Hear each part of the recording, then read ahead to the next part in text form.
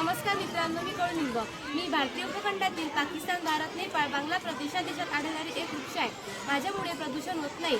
माझी पाने कडू असल्यामुळे मला कडुनिंब असे म्हणतात. माझी फुले पांढरी लहान व सुगंधित असतात, तर फळे आधी हिरवी व पिकल्यावर पिवळी होतात. जवळपास 3 ते 4 मिलीमीटर लांब असलेल्या माझ्या फळात प्रत्येक एक बी असते. त्या बियांना निंबोडी किंवा लिंबोडी असे म्हणतात.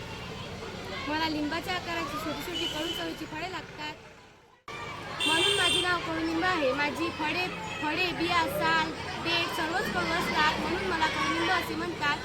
माझ्या सावलीतील घरे थंड राहतात. मी मोठी म्हणजे सर्वसाधारणपणे 8 ते 10 मीटर उंच वाढते. माझे उपयोग काड्या दात घासण्यासाठी व लाकूड इमारती बांधण्यासाठी उपयोगी पडतात. ताप आल्यास सकाळ संध्याकाळ माझा काढा घेतात.